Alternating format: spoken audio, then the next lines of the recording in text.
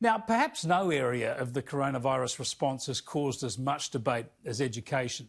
And for weeks now, I've been dismayed by how state governments have managed the schooling situation. A lot of people in the media have been mischievous on this, trying to draw contrast between, say, schools and Parliament or schools and workplaces, as if the importance of schooling, the age of the students and the controls in place make no difference. All the way along, the medical advice has been constant. The Chief Medical Officer and other experts have said the best place for kids is at school. The experts tell us kids seldom get the virus. They tend to only have mild cases.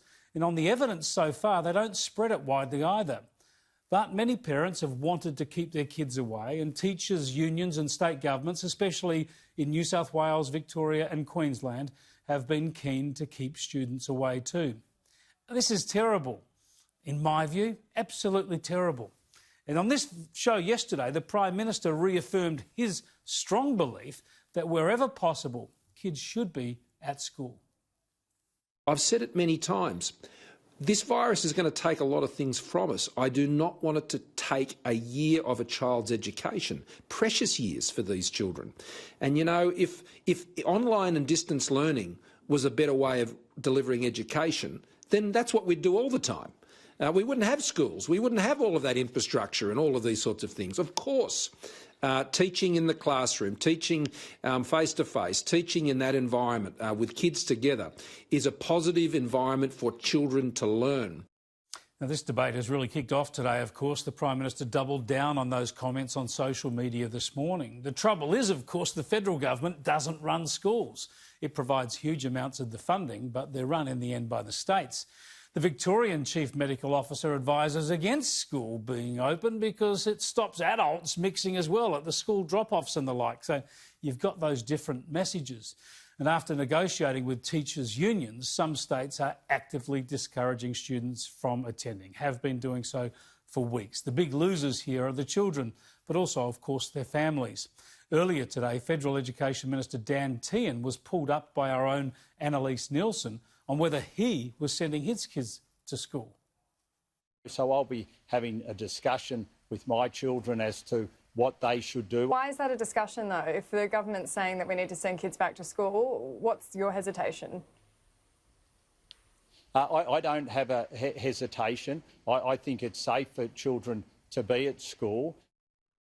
Look, there have been plenty of trolls out on social media labelling this hypocritical, but actually it highlights the problem. Dan Tehan's situation there highlights exactly the problem. The point is that he, like many other parents, wants his kids to go to school. He's emphatic about that, but he can't guarantee it'll happen because in many states, including Tehan's home state of Victoria, it's not the parents' choice.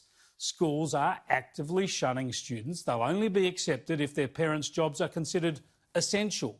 So first up, you have to convince someone about the essential nature of your job. That's hurdle number one. Some principals in New South Wales last term were interrogating parents as they turned up at school with their kids as to whether or not they should be allowing their kids to go to school. And then, because of these measures, of course, some parents are keen to keep their kids home, so attendances have been slashed. So you can have the situation where you're sending your kid to a classroom where they're joined by perhaps just one or two other students, or where they're merely supervised in a small group of kids from various classes rather than taught lessons in a classroom. So this is not a good choice as a parent. I've been in that situation myself. You want to send your child to school, but given all of this, can you, and is it in their best interests? So parents who want their kids to go to school are being held back, along with their kids, of course.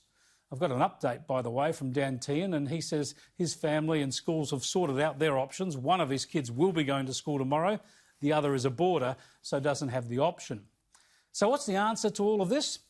We need state and federal governments, teachers' unions and schools all focusing on the same message: get back to school. The risk to children in health terms is tiny. Any vulnerable teachers or staff can be catered for or kept away. Get our kids back to school. They never should have left.